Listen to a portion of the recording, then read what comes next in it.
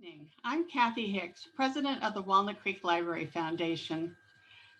I'd like to welcome you to our first 2021 virtual Live from the Library program, Successful Aging, the Power and Potential of Our Lives, with New York Times bestselling author Dr. Daniel Levitin, in conversation with musician and founding member of the Grateful Dead, Bob Weir.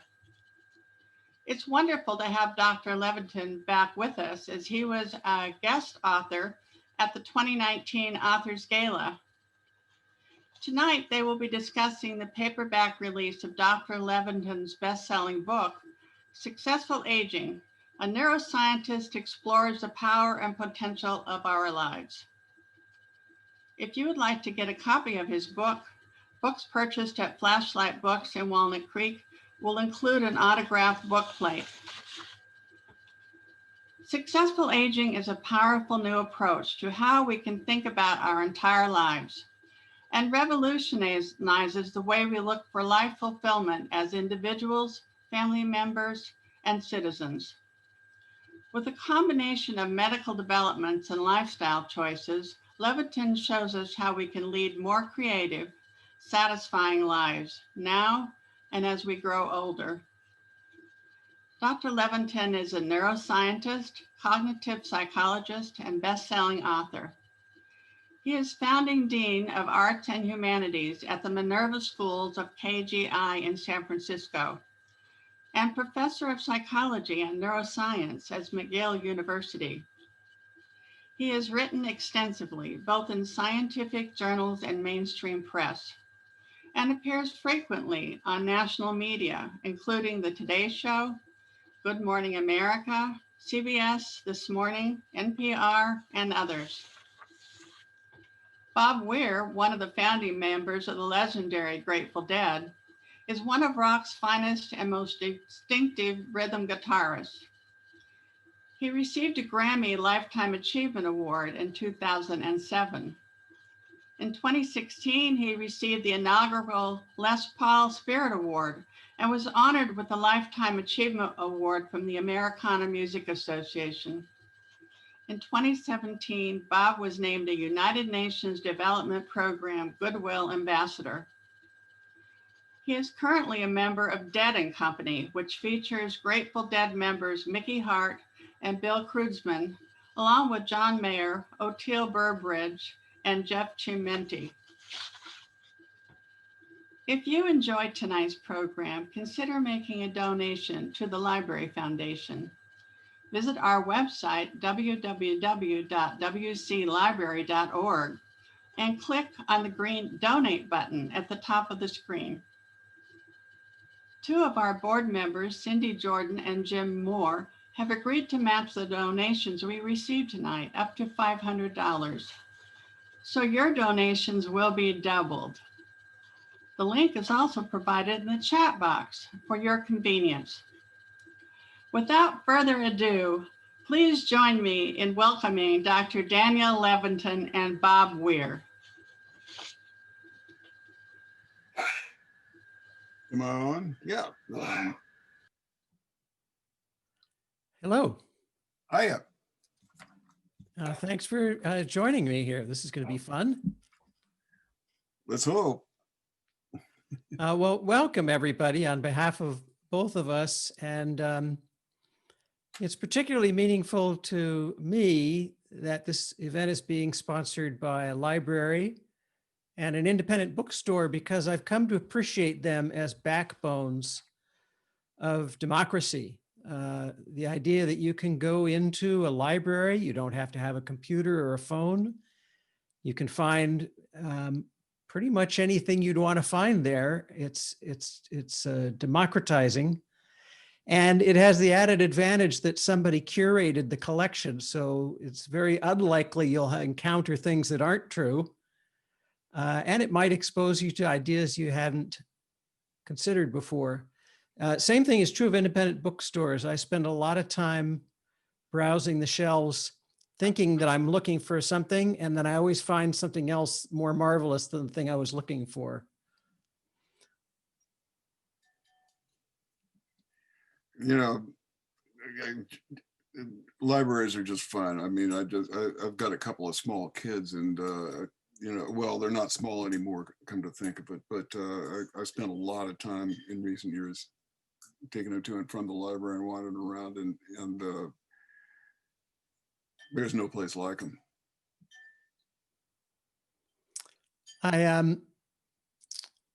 I guess, like, I know that you have a home library, as I do. You can see mine in the background, but I would say most of those books I got serendipitously, just by wandering somewhere and realizing, oh, I didn't know I want that, but I want it. And that happens to, I think, everybody. I'm dyslexic in the extreme, so I don't get a lot read. I read a lot, but I don't get a lot read.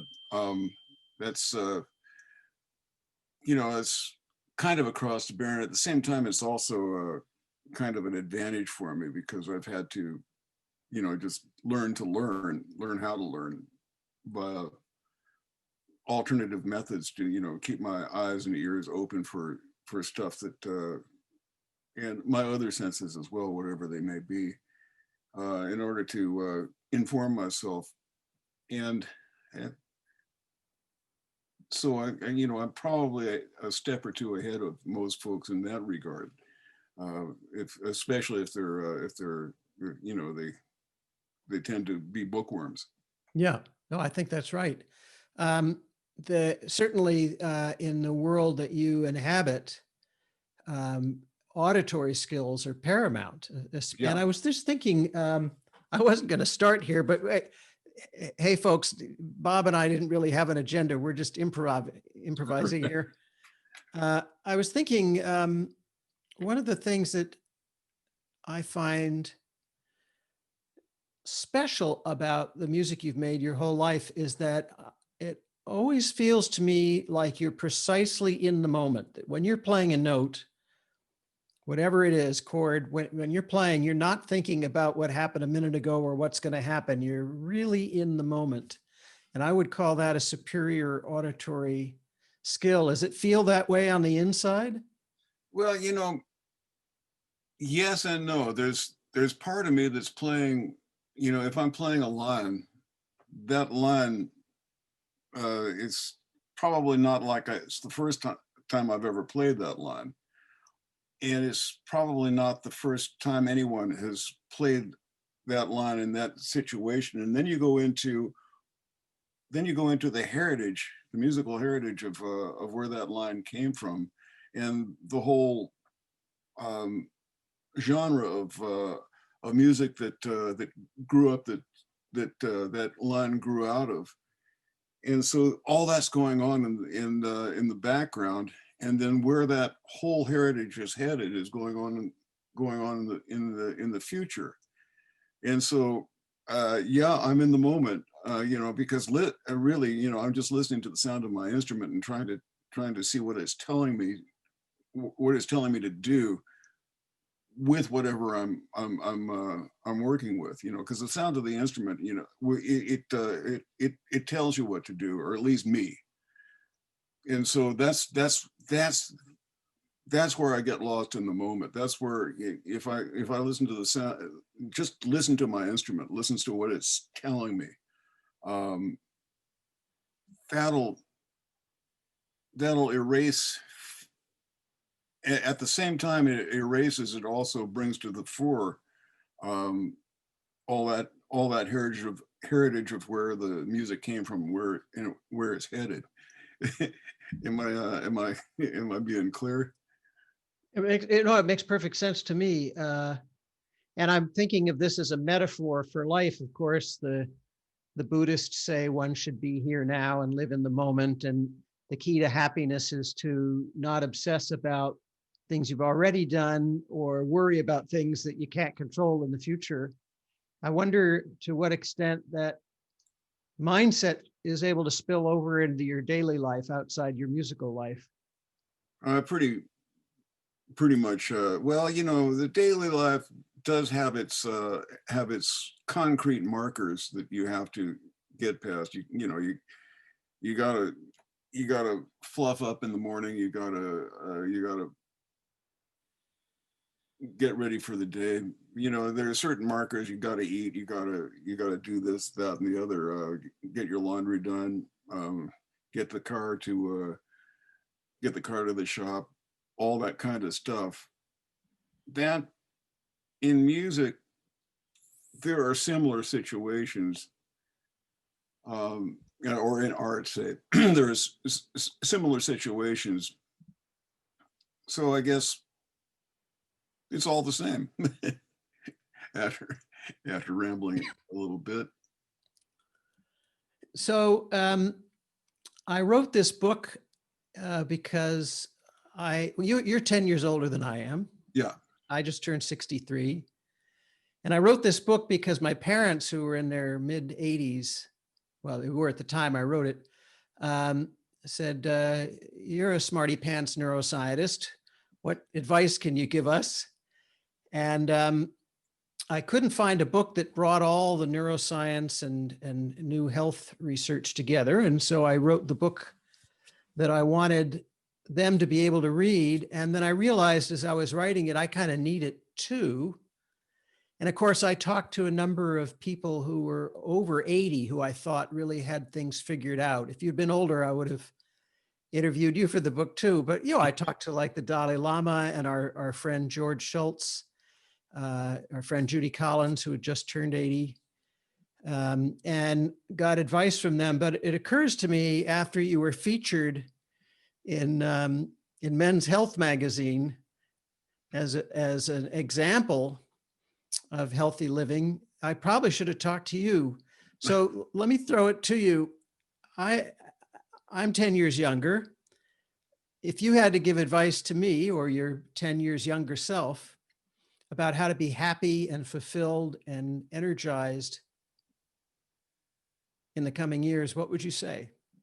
Well, okay. To begin with, you have to assess whether or not being happy is what you want. And I can address that in a minute here. But some folks, from what I can see at least, happiness is not exactly what they're looking for. There's a whole quadrant of our society who, as far as I can tell, what they really want, they're not happy unless they're pissed off. And there's, at this point, there's an enormous industry that's figured out how to keep them pissed off because they love it so much. Now, is that happiness? I don't know. For me, what I said in Men's Health, I think I'm going to have to fall back to. I'm good at times and bad at times at following my own advice, but you know, I think there are three pillars of happiness. One is a purpose-driven life. You have to, I think, identify a purpose that you're willing to live for, that feeds you fulfillment. And if you're not getting fulfillment, but you need to, what you're doing with most of your time is serving some other function, some other master, really. Well, maybe toward the, especially if we're talking to aging people, maybe this is the time that you can recalibrate your whatever you're leaning towards and look in other directions for stuff that whether it be your golf game or your ability to carry your weight in a conversation about books or movies, whatever, or Eastern religion or whatever you're going to find that's fulfilling to you. And but you need to develop, I think, and fix yourself to a sense of purpose. And then the other two legs on that stool are meditation and physical activity. You need to meditate and you need to work out. And the benefits of those two practices are manifest, and it takes almost no time to for them to start paying off if you even if you just start. And you have to start both of them slowly, but you'll find that and with meditation, for instance, oftentimes people are wondering, well, when does this stuff kick in? I mean, when do I know that I'm really meditating? And then there comes the realization after you've been doing it for a while that I've been doing it all along. And the same thing to some degree with working out, physical exercise, extreme or fairly extreme activity to keep your. You need. I think one needs you need to work up a sweat, and you need to. Some of the stuff that you do has to be quick and involve motor skills, I think, to keep your brain functioning as well as your muscles. Yes, right? when you and I had dinner, maybe a year and a half ago with our friend Eduardo Dolan. Yeah. And I had just read a great book. It wasn't out yet at the time, but I just read it and we were talking about it. It's a book by Scott Grafton called Physical Intelligence. Scott's a terrific neuroscientist out of UC Santa Barbara. And I remember we were talking about this particular concept that he and other neuroscientists had uncovered that's new, which is that a lot of what we think of as intelligence really requires the body. And he talks about it as embodied cognition, and that we evolved over tens of thousands of years interacting with the environment, with physical things. And his advice is to, even if you don't go for extreme sports or weightlifting or the really grueling stuff that some people can't or don't want to, the most important thing is to walk on an uneven surface, walk in nature, because hundreds of times a minute, your brain has to calculate a slightly different angle for the foot and slightly different pressure. And as you were saying in your Men's Health article, you have to look at your ankles so you don't twist them out of shape. And what that does is it feeds the hippocampus, which is the seat of memory. And it took neuroscientists a long time to figure out, why would walking on an uneven surface help your memory? It was because we evolved over tens of thousands of years geo-navigating. We used our hippocampus primarily as a mental store for physical layouts and maps. It's only in recent times that we use that same structure to remember phone numbers and our passwords and things like that. Well, one of my favorite drills when I work out is I've become real fond of these things called gadas. Gada is the Sanskrit word for what they call maces or mace bells, and you can get them in most any fitness equipment store. And it's a mace. It's the old original weapon. It's a club, and people have been practicing the use of these as a martial art since before the dawn of history. And so, it goes way back. It's been the use of them is practiced as a yoga, I believe, in India, and the practice in Persia is there's I guess a sort of a holy practice of it in Persia as well, in ancient Persia, and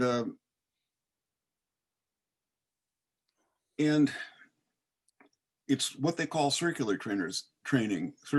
So what you're going to swing this thing around, and they have different sizes, and there are all kinds of different motions you can inscribe with them,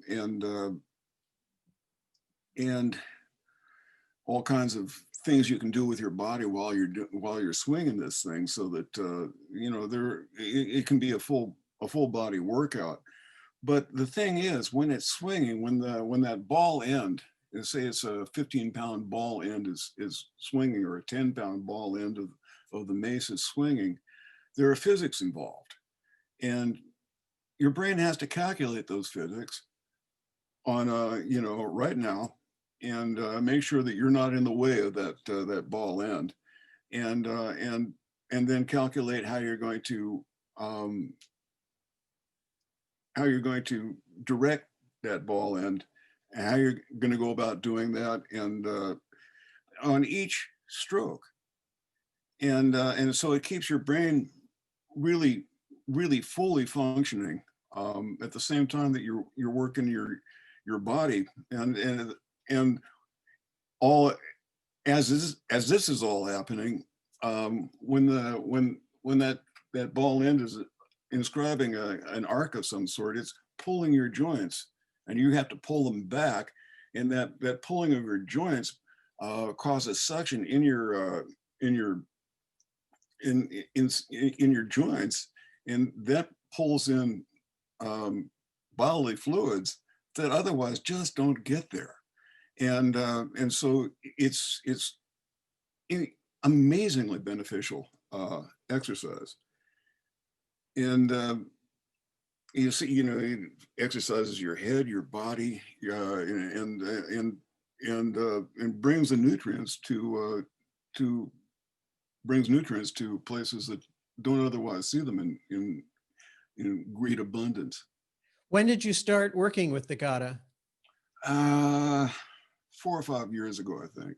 I was having from this motion, from strumming a guitar, tight motion for a few million repetitions. My right rhomboid muscle had roped up, and had been for 30 years or so. And it was getting to the point where it was too painful for me to play guitar. And I went to therapists, I went through drugs, I went through all kinds of stuff. A bunch of doctors, Mayo Clinic, all that kind of stuff. Wait a minute, did you say that Bob Weir went through drugs? All that kind of stuff. And nothing really touched it. And then I was, I'm sort of a gym rat anyway by nature, and so, or, an athlete by nature. And I was in a fitness equipment store, and I saw this Gada, this mace, just lying against the wall, or sitting against the wall. And I asked the guy, what's that? And this bell was starting to go off in my head, and he took it and he just swung it around his head once, and I said, I need that. That's going to do it. And it did. It stretched out my rhomboid muscle to the point where it's not a problem anymore. I don't have to deal with that problem. It's very cool. Yeah. People, I think, don't appreciate that it's important to work your muscles as you get older. We know about osteoporosis, which is that bones get brittle, but there's something called sarcopenia, which to muscle is what osteoporosis is to bone. And you need to be working them in a variety of ways. Now, I guess not everybody's going to go for the mace, although right. I'm going to get one tomorrow. But I think the point is to be attentive to these things that many of us for many years take for granted, including this notion of having purposeful work. Like you, I know a lot of people whose goal was to be able to retire. But the neuroscience on this is clear. Retirement speeds up aging, and the onset of, if you're susceptible to Alzheimer's, it speeds up the onset, or at least the symptoms of it. And what I came to believe after looking at the brain literature on this and then talking to a bunch of people in their 80s and 90s is you don't want to retire. And if you have to retire because the job was unsafe or you get fired, Germany, you can't work past 67, for example. If you're going to retire from something, you have to retire to something else. And it has to be something with that sense of purpose that you talked about, whether it's volunteer work, a golf game that you're getting better at, tutoring, but anything where, particularly if you can give back to the world in some way, that gives your life some meaning and focus. My guess is going to be that at some point, that second more purposeful occupation of yours, whatever that be, at toward when the curtain is finally coming down, you might drift into another phase yet where just self-reflection and stuff like that will serve that sense of purpose. But for instance, I had a band called Rat Dog for a while, and I remember Mark Karen was in that band, right? Yeah. He and I played in a band called Slings and Arrows before that. And we also had a guy in that band, Johnny Johnson, who was Chuck Berry's piano player. But Chuck Berry joined the Johnny Johnson band, and that riff that Chuck Berry was sort of famous for, that's a piano riff, and Johnny Johnson was the guy who figured out how to play, straight time, but and with his left hand, and triplet time with his right hand, and play them against each other, and that was rock and roll. So he actually was the guy who single-handedly invented rock and roll. Rock and roll, I'm a classicist by nature, and I consider rock and roll that feel. The Beatles knew how to play rock and roll, and if you listen to Long Tall Sally or I Want to Hold Your Hand, it was rock and roll because it was shuffle against straight. There are some great illustrations of rock and roll. Jailhouse Rock was a great illustration of what rock and roll is. Some producer, I can't remember the name of the producer on the session, but he got the musicians on the session. Okay, you play the bass player. I want you to play the 1 and the 3. And then when it goes to the chorus, I think you want to play on beat. The drummer, I think you can go back and forth between shuffle and straight. Piano player, I want you to play shuffle. Guitar player, I want you to play straight, really straight, metronomically straight. And you can almost hear that guitar player gritting his teeth. Straight, I'll show you straight. You want straight? Here's straight. And he played everything really straight. But you can tell that there wasn't a lot of joy in it, but the whole thing fell together amazingly. It's a rock and roll tune. Anyway, that's a long divergence. Johnny Johnson was being interviewed because he was quite a guy, really. He was a saint. And I've met saints. I don't say that lightly. He was a saint. His sainthood, the expression of his sainthood came out through his fingers. But he was being interviewed one day, and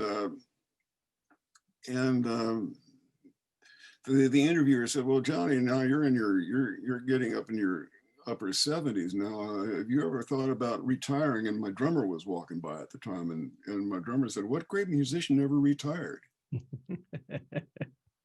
And then just kept walking. What great musician ever retired? What great artist ever retired? If you have that sense of purpose, it's all you need to keep you keep you going. Absolutely. And with that sense of purpose comes reaching for something and trying to improve. It typically involves having to interact with others. And from a neural standpoint, interacting with someone else, having a conversation with somebody, what you and I are doing right now is about the most complicated task for the brain that we know of. It's more complicated than brain surgery. It's more complicated than being a concert pianist trying to play Rachmaninoff. There's so much going on in the brain where you have to be paying attention to what the other person's saying and decode it and understand the meaning behind the words in case, maybe they're using sarcasm, but you have to be able to pick up on that. There's body language, there's trading, taking turns, and there's pulling together all the different thoughts and conversations you've ever had, trying to relate it to this one. And the funny thing is that when people really retire and stop interacting with new people in their lives, I mean, what is work but a time when you're interacting with a bunch of other people in most jobs? When you retire and you don't have that, you don't have the residual stress that I've got to put a good face forward, I have to make a good impression, I've got to get up at a certain time.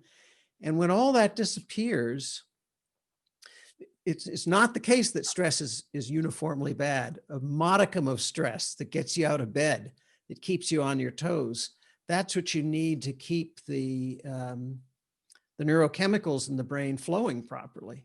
And people don't seem to appreciate that. Yeah, sometimes it's not fun, but it's not always going to be fun.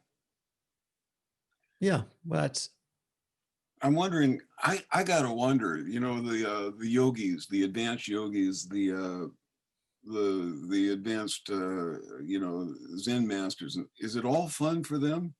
I wonder. You interviewed His Holiness Dalai Lama. I did. Did you ever get close to that subject? Is it all fun for him? We did. We talked about. He's very frank, and it's an interesting energy because he's very much, in spite of being His Holiness the Dalai Lama and the spiritual leader to so many millions of Tibetan Buddhists, he's very much of the world and tries very hard to project the aura of a regular guy, right? But he loves laughing. Almost in the time I spent with him and the other times I've seen him, there's not 5 minutes that goes by where he's not laughing or cracking a joke or having a really good time. Sometimes at your expense, but it's all in fun.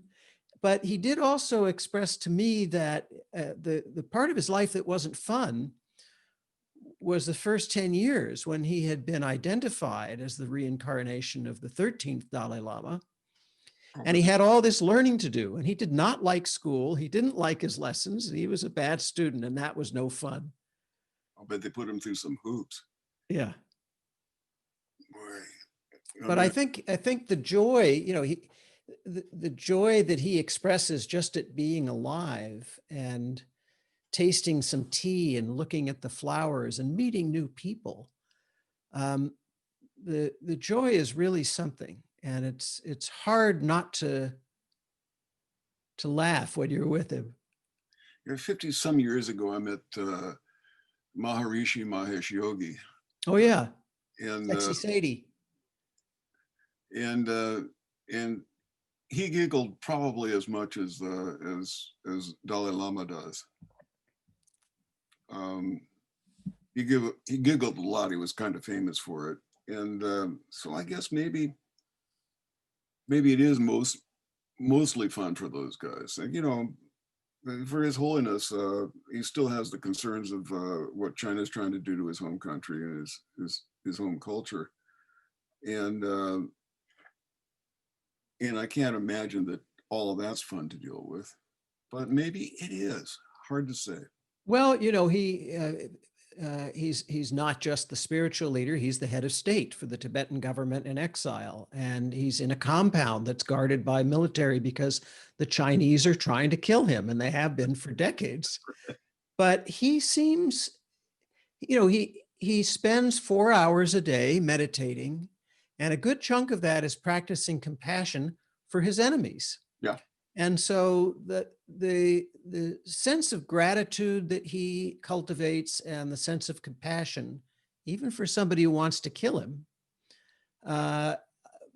puts his mind at ease. And I don't think that it troubles him. You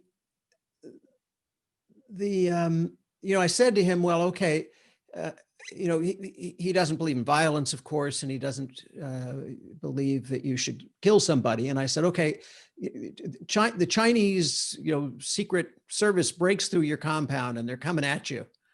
And, you know, it's you or them, and you've got a gun. Are you going to shoot him? And he started by saying, well, he feels compassion for them because in their eyes, he's the enemy. And they have their reasons to believe what they believe. But when pressed, he said, yes, he would shoot to save himself, but he'd shoot them in the leg. You know, he wouldn't shoot to kill them. It was really fascinating. You know, I've been through that scenario. I think most everybody has been through that scenario, and I came to the same conclusion. I'd aim for the legs. And you still might kill him if you got a femoral vein, which is not that hard to do, but at least you tried. I just wonder if, I mean, all your life you're looking for fun. Most folks are looking for fun. And I'm wondering if somehow, as you get older, one of the payoffs for making it this far is that stuff does start getting to be, I've been finding, for instance, in my life that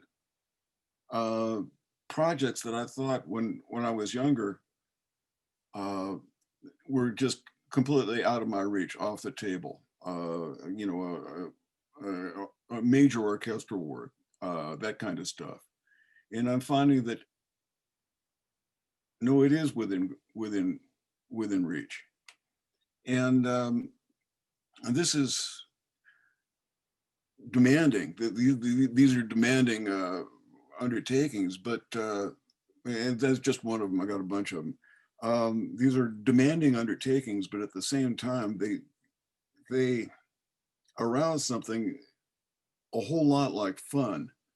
It feels a whole lot like fun to me. It's just that it's got to be spread out, and it has to be all the various different facets of it, different prospects within the undertaking have to be viewed on you know, in sort of in 3D. You know, how's this, what I'm doing here, going to affect this down here, and Sounds like you're talking about the concept of flow that the Yeah. psychologist Csikszentmihalyi describes, where you're just in the zone and you're firing on all cylinders.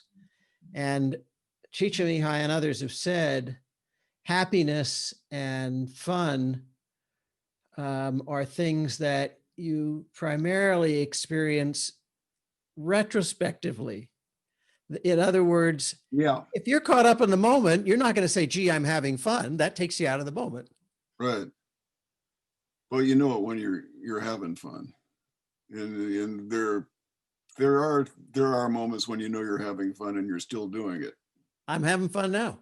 Yeah, for instance.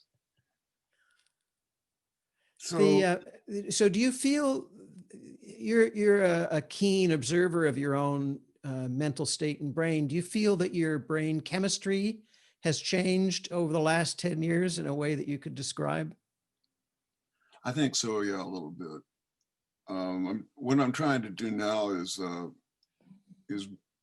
find myself when I get triggered toward anger, to notice that and just be aware of it, because, you know, that almost never leads anywhere productive.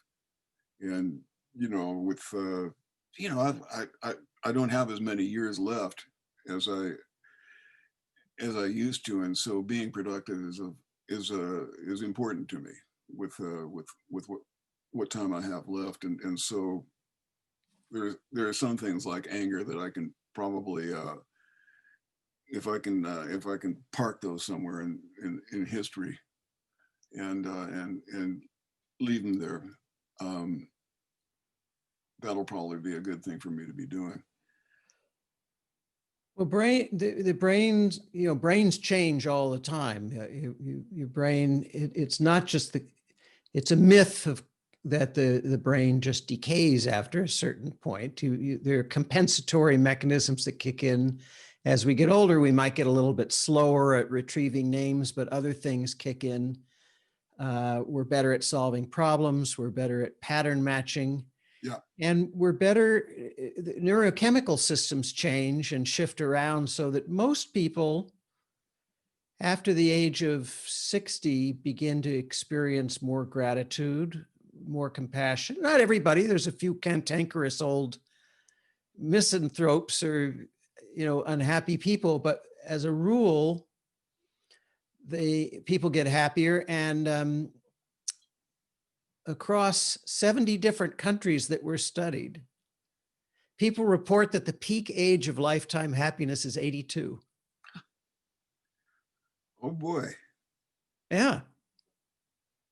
That's something to look forward to then. Part of it's neurochemical in that the amygdala, which is the fear center, starts to shrink. Well, neuroanatomical, but some of the chemicals that the amygdala would normally produce that would put you on edge or make you nervous or unhappy, they're reduced. The amygdala has shrunk. And there's more of a sense of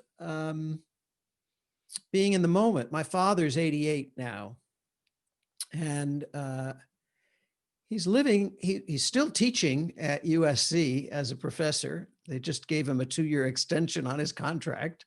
He's very engaged. Congrats. And in the last few years, he seems to have become more relaxed and happier and really more just in the moment. He stops, and it sounds cliche, but he stops and smells the flowers, which he never did. I'm looking forward to that personally. That'll be great. Right, right now, I don't have time to stop and smell the flowers. At least I tell myself that. Actually, I catch myself doing it anyway. So, so maybe I'm a little further down that path than I give myself credit for. But you know, you can't force yourself to do that. I think you have to. It has to happen to you. It has to happen organically, Yeah. but you can make space for it. Yeah. I've been trying to make space every day to do. I've been doing a sort of modified, what they call Pomodoro method, where I've identified some things I want to do. I want to be sure I do them every day, apart from my work. And I do them for 25 minutes. So one of them is I've been teaching myself to play Beethoven sonatas on the piano. I'm working on, I've spent, since the lockdown, so 10 months now, I've been working on the Pathétique, the Adagio Cantabile, and on Chopin's Prelude in E minor and some other things, 25 minutes minimum. And then I spend 25 minutes just sitting in my garden and maybe reading a book, but not necessarily. I kind of enforce it. I put it in the calendar, and I find it very restorative. And so we were talking about the keys being exercise, or its imprisoned corollary movement. The most important thing is to get up and move around, even if it's not exercise. We talked about having purpose and meaning. We talked about meditating. I think the other parts of the story are diet and sleep from a neuroscientific standpoint. And what the the research has shown that I cover in the, by the way, if people are here to hear about the book, I read about 4,000 papers to write the book so that you wouldn't have to, but the papers are all mentioned in the end if you want to look them up. The diet story really surprised me, Bob, because there was so much, certainly around Marin County, Northern California, there's so much about the keto diet and the Right. various diets. And the literature was very clear that there is no one diet that really is superior to the others. The best advice seems to be to eat a variety of foods. And as Michael Pollan said, eat more plants than usual, than you think, than you usually do. And all that other stuff, there's an interesting epistemological issue, which is that it might be that some diets are superior to others, but only for certain people. And when you average across everyone, you don't see it. But the best advice I was able to get from professional nutritionists is just eat a bunch of different foods, because it's the variety that helps to give you all the micronutrient balance that you need. I have a feeling that if you use that three-legged stool, that stuff like diet and sleep will kind of make themselves apparent to you. I've had, for instance, about a 40-year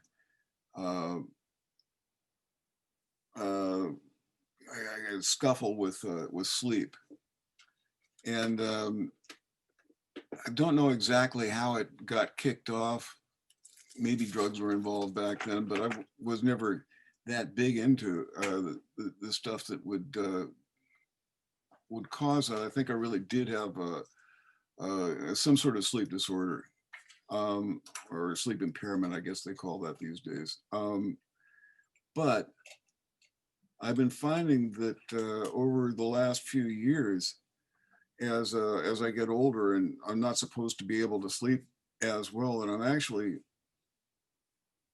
the opposite is occurring, that I'm actually getting better sleep as I sort of, I want to say, regiment myself with those three practices: meditation, exercise, and sense of purpose. And to the point where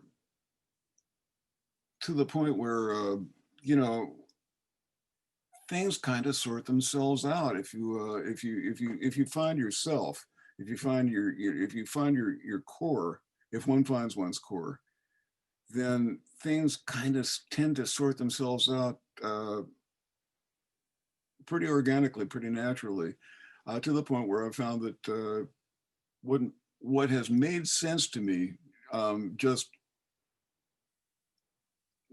from looking at it, for a few years, I've found myself doing. I'm vegan now. I never, I used to think of myself as a proud practicing omnivore, and I still think of myself as that. If I see something on a menu that I'd never even considered eating, I've got to order that. But for the most part, that all I'm saying is that works for me. I don't want to push it on anyone, but everything got kind of clear for me, and then I saw a movie that a friend of mine made and on the subject, and it sort of a movie. I'll actually bring it up. It's what's the name of that movie? Game Changer. Game Changers. That's right. A friend of mine, Louis O'Hoyas, made the movie, and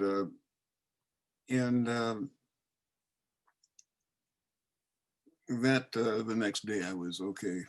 I've been sort of edging this way for a few years now. Why don't I just do it?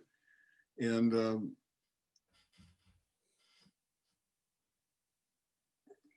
it has numerous benefits, I'll say that.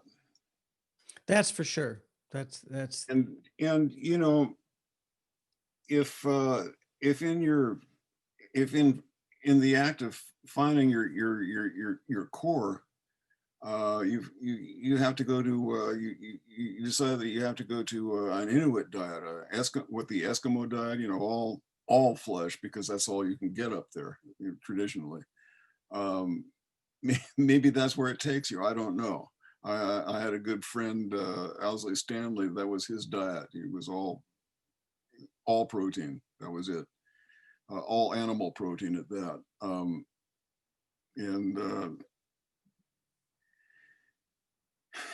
You know, if that's where it takes you, that's where it takes you, I suppose. But I don't think that's where it's going to take most people. it's when you were describing sleep. I've also struggled with sleep for 40 years. Very irregular sleep schedules. Right. And it was interesting to hear you. I don't mean that when I say irregular sleep schedules, I don't mean that I was in a situation where I created those sleep schedules, but there'd be nights where I couldn't sleep. There'd be mornings I couldn't wake up. It's been going on for decades. And it was interesting to hear you use the word regimen, because what I uncovered in the research and devote a whole chapter to in the book is that the best way to get a good night's sleep is to go to bed at the same time every night, wake up at the same time every morning, and get into a regimen that's part of diet and exercise and having purpose and meditation and the other things. But that if you're looking for a place to start and sleep is bothering you the most, just impose a regimen. What happens is there's a part of the brain back here. Forgive me for dropping a multisyllabic word on all of our listeners, but it's called the suprachiasmatic nucleus. And it's basically the part of the brain that keeps track of what time it is in terms of neurochemical release. So it's supposed to release certain chemicals when you wake up in the morning when the sun comes out, and it's supposed to release other chemicals when the sun goes down to help you sleep. It releases digestive juices. And for most of us throughout our lives, it'll run like a fine Swiss watch.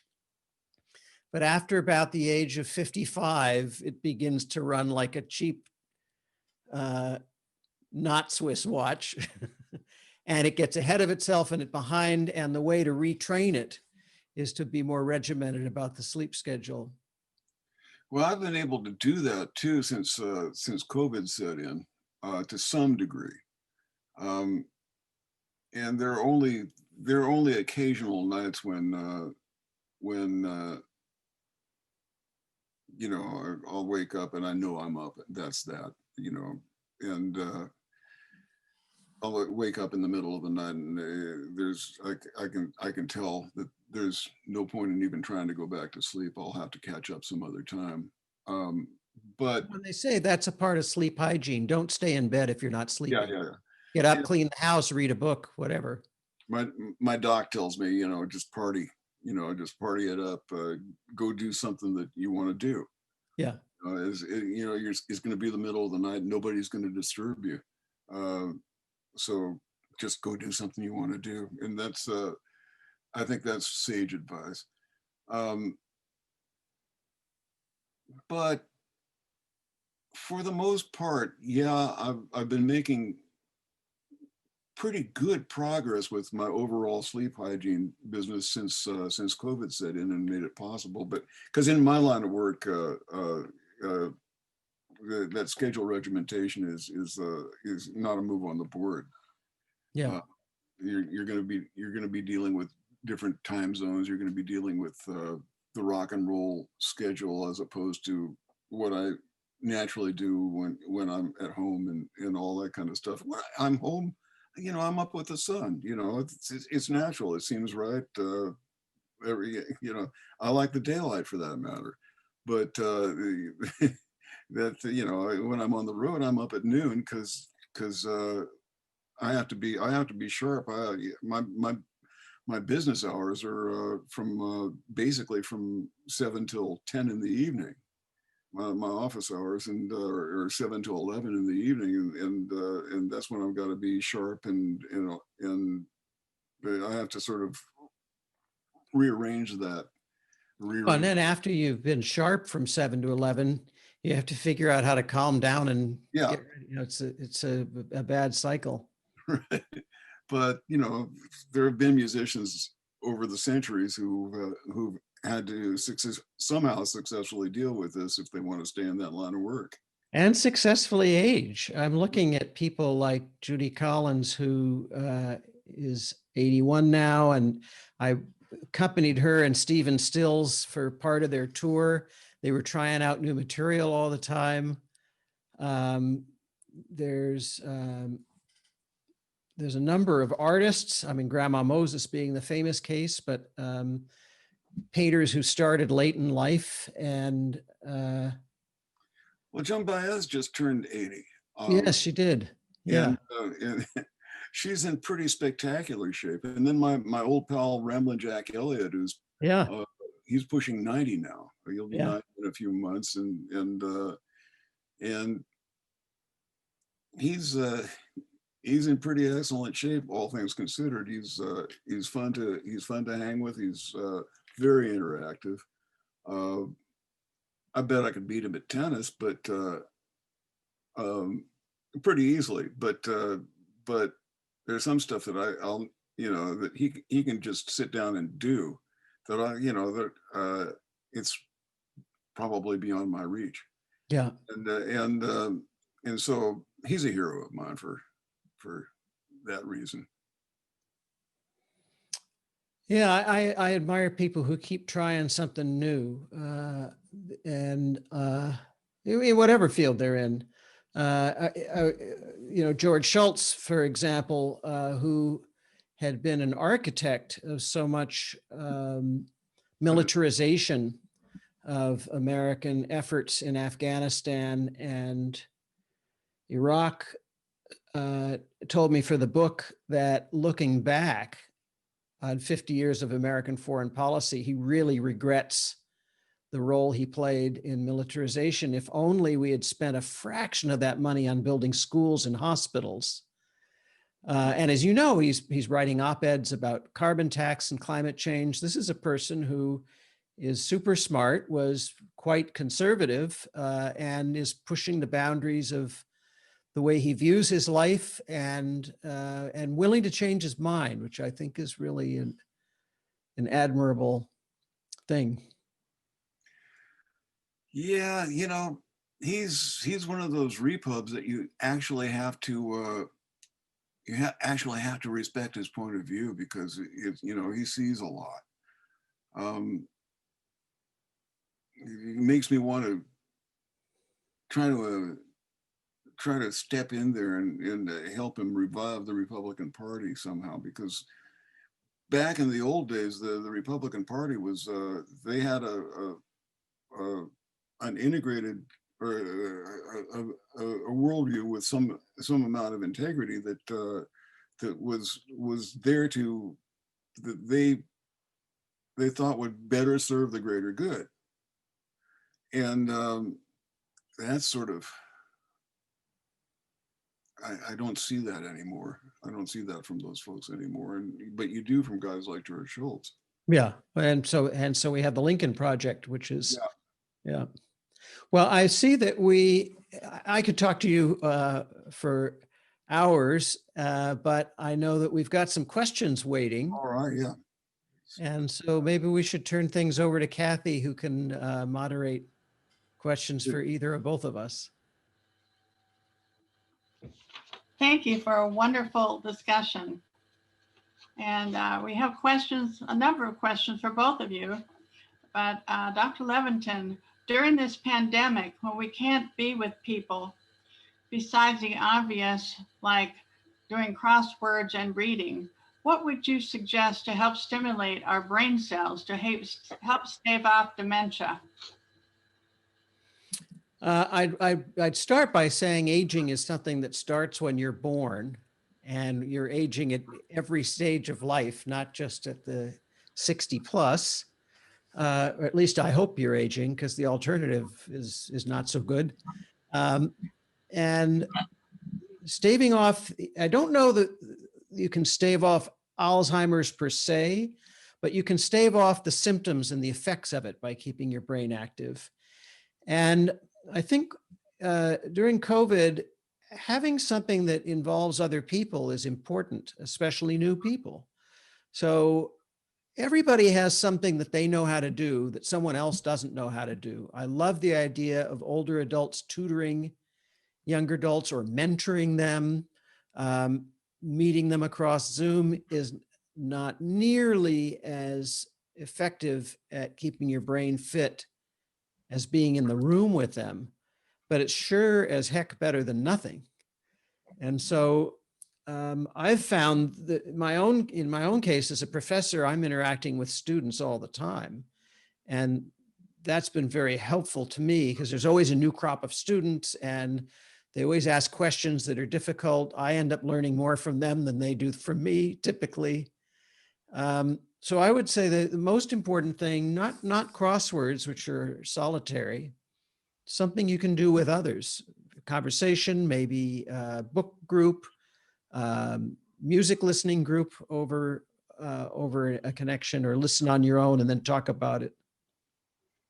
I'd love to underscore that business about mentoring. I've been doing a little of that recently, but I held off settling down for the longest time. I didn't have kids until I hit 50, and and I found that when I was with my kids, that I was seeing the world through their eyes, and when I was trying to get something across to them, or they were trying to get something across to me, I had to see the world through their eyes, and it took me back to my to when I was that age, and it made me feel a whole lot younger right now, and but it stuck with me as well, and mentoring has a great deal of that to offer. If you have something to impart, and there's someone you feel that you can impart it to, you're going to get as much out of it as they are. Even just talking to somebody who's in an old person's home who you don't know, but who needs some company. Yeah. That's something that gives you purpose, and it happens to have the added benefit that it helps your own brain. Thank you for that question. Okay. The next question is for Bob. We're all social animals, and part of performance is interacting with live audiences. After many years of playing for live audiences, now you have been affected by the lockdown. How has it affected you? I found other stuff to do. And it's not like I'm currently working on a lash up, an internet lash up that will allow at least a small band to play together in real time live from different locations. And so, and at the same time have what we call the Zoom wall. We'll have big screens, several of them. I'll have several of them in front of me where I can see faces, the faces of the people that I'm playing to, registering almost in real time. It'd probably be about a quarter of a second delay, but so I'm working on that kind of stuff. But I've also taken some time to dive into Photoshop and learn how to use that. I take photos, and if I see a story there, I try to coax the story out of the photo.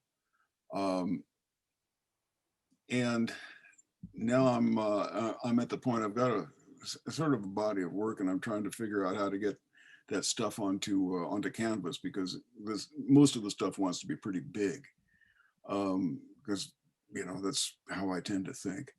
I'm doing that, working on a book. I got to get back on that. Working on a concerto grosso that will take 3 nights to perform, and an opera. And so it's not like I'm sitting on my hands or tossing cards into a hat. Well, it sounds like you're keeping very busy in spite of COVID. Dr. Levitin, what was the most surprising information that you found in your research about aging? Something you didn't know at all, something you thought was true, but wasn't, and vice versa. That was a real eye opener. There were actually, I would say there are 5 or 6 of these, but the one that intrigues me now to talk about is the myth of failing memory. We have this sort of societal narrative that old people, older adults, let's say, are losing their memories. They can't be trusted to remember anything. And the research actually shows that's not true at all. Although some older adults have memory issues, it's much rarer, and it's not a given. So the fact is, as a professor, I meet a new crop of 18 to 20-year-olds every year, and they got terrible memory problems.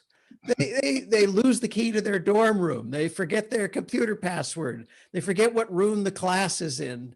All these kinds of things. They forget the simplest things they learned in high school when they show up for a college class. They eventually remember them. The difference, though, is the stories we tell ourselves, right? If a 20-year-old loses their keys, they'll say, oh, I got too much on my plate, or I didn't get enough to sleep. A 75-year-old loses their keys and they go, uh-oh, this is Alzheimer's. I must be losing it. Not just my keys, but my mind. It's the same behavior with different narratives. And it's an unfair narrative because certainly in laboratory studies, controlled studies, older adults' memories are just as good in almost every sense, except that it can take a little bit longer to get stuff out, but that's because there's so much more in there. Wow. Okay, well, we have a question about the importance of friendship and giving back to happiness. That should be pretty self-evident. Friendship is its own reward, isn't it? I mean, the deeper your friendship, the deeper that bond, that love between people is its own reward.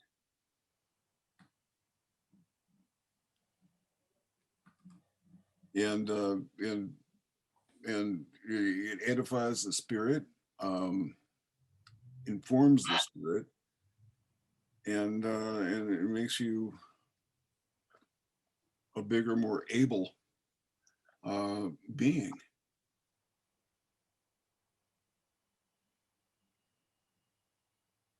What he said. Okay, so Dr. Levitin, what is the role genes play in the aging process?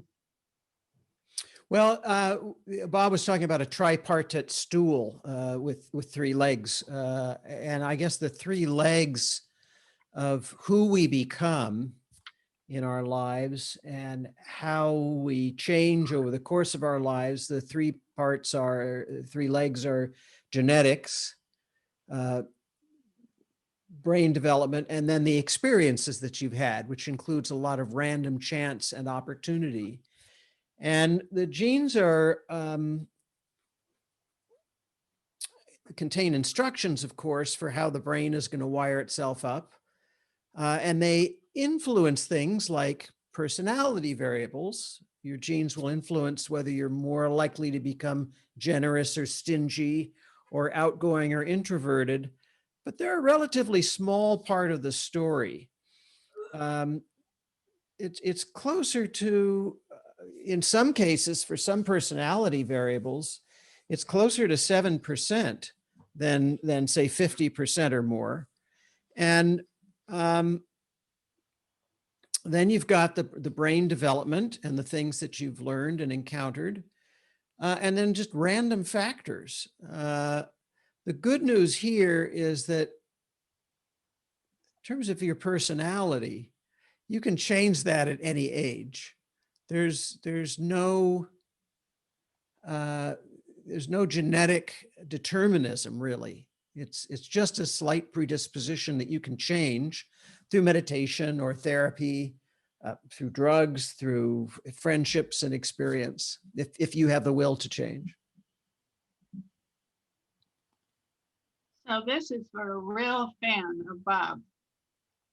Thank you, thank you, thank you, thank you.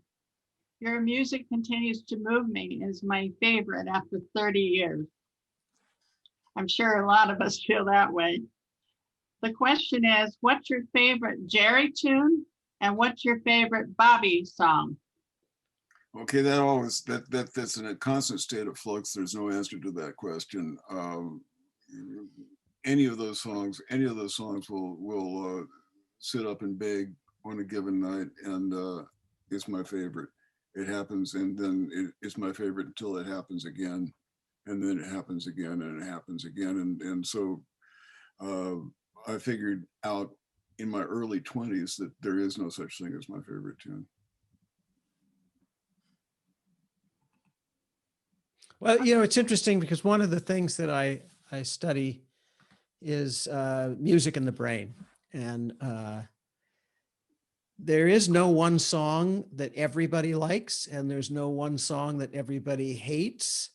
And even if you have a favorite song or a collection of favorite songs, we now know through research that you don't want to hear that favorite song all the time. And you can grow out of a favorite. They can come and go.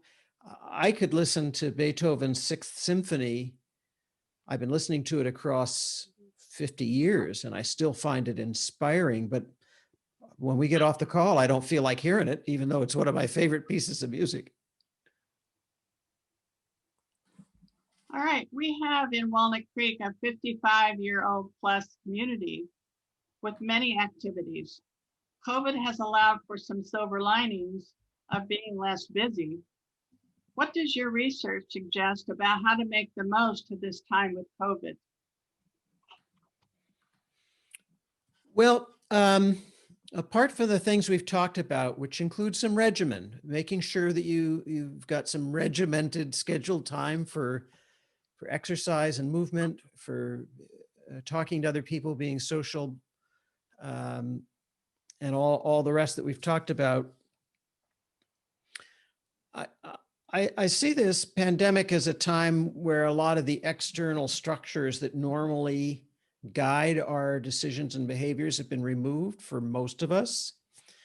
And I was just thinking about this. If I had a high school intern show up in June to work for me, I might have hired them knowing that I have certain things I need to have them do, and I have a pretty good idea of what they're going to get done over the 3 months.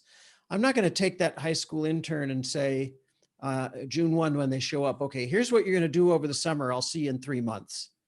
You know, they don't have the maturity or the experience to be able to do that. I'm going to tell them, this is what you're going to do over the summer. This is what you're going to do this month. This is what you're going to do this week. Here's where I want you to start. I'm going to check back with you in an hour.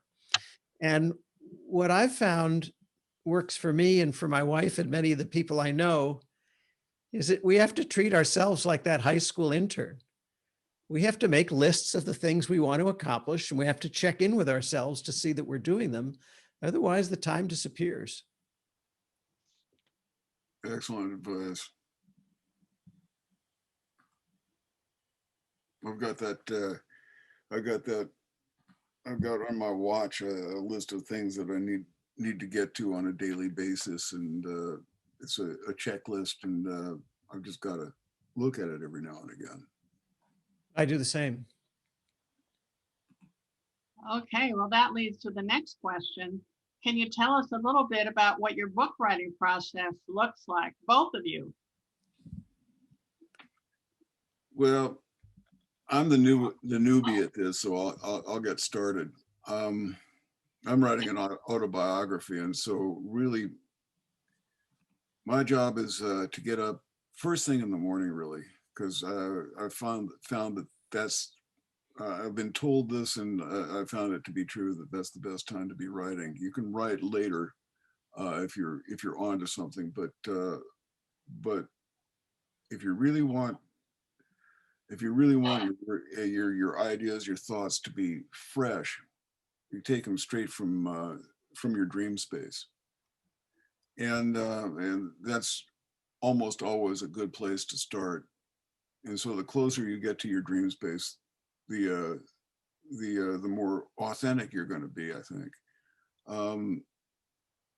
I'll turn it over to Dan now. Well, I couldn't have said it better.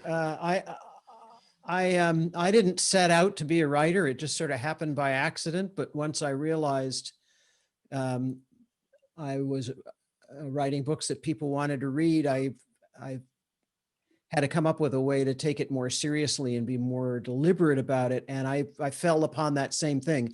I'm always writing something. I'm always working on a book now. It's been that way for 15 years. So first thing I do when I wake up in the morning is I get on the elliptical for an high intensity interval workout. And then I go right to my computer before breakfast, before anything else. And I try to write 500 to 600 words. And pretty much I don't schedule meetings or anything in the morning for the 3 hours after I've woken, because that's my writing time. And as Bob says, I'll come back to it later in the day. Usually at night before I go to bed, I'll edit or at least reread what I wrote in the morning, so that when I'm sleeping, my subconscious is mindful of all of that and working on it. And then when I get back at it in the morning, I'm raring to go. And that's the only thing that works for me and it's kind of consistent with a notion that Mark Twain had, which is that you have to decide what the most important thing is that you're going to do in the day. And whatever that is, do it first. Well, that leads to the next question, which is, should all of us as we age be writing our life story for ourselves and for our descendants? Well, Bob, you're the storyteller. Well, that's what I'm doing.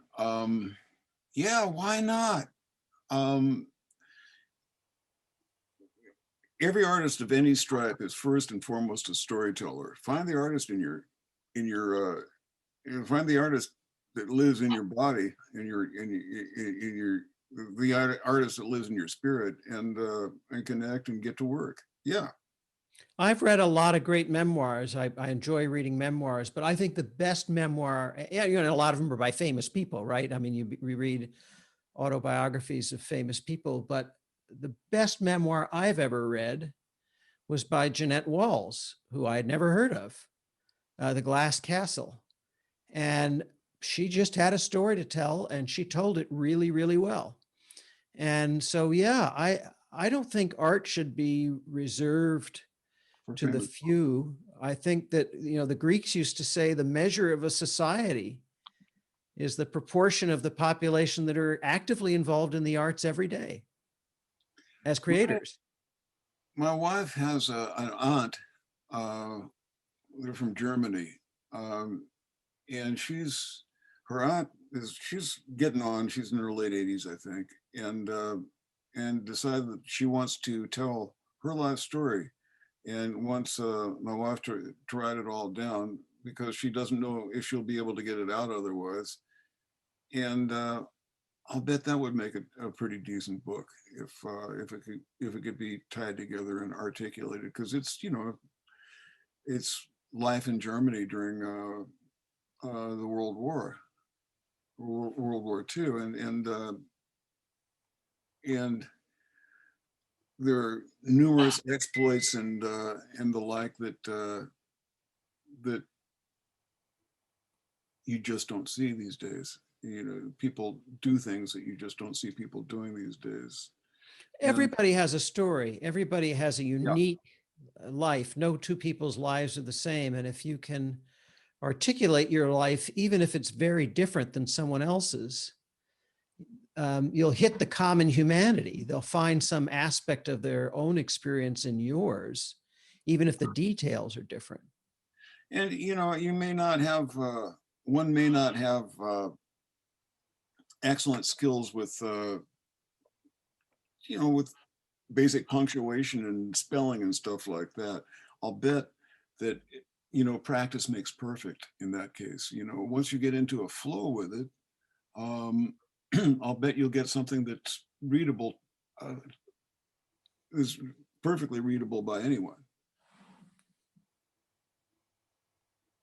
I want to thank both of you, Dr. Levitin and Bob Weir, and thanks to all of you for joining us tonight. As I said before, if you enjoyed tonight's program and look forward to more, we invite you to make a contribution to the Walnut Creek Library Foundation. It's easy to do. Click the donate button on our website at www.wclibrary.org. Any and all contributions matter. We've also added the link in the chat box for your convenience. Tonight, two of our board members, Cindy Jordan and Jim Moore, have agreed to match the donations we received tonight, up to $500. So your donations will be doubled. You can sign up for our website to receive our monthly e-newsletter and keep up to date with all the wonderful programs and activities available from our Walnut Creek libraries. Thank you for attending this evening, and we hope to see you again at our upcoming programs. Good evening.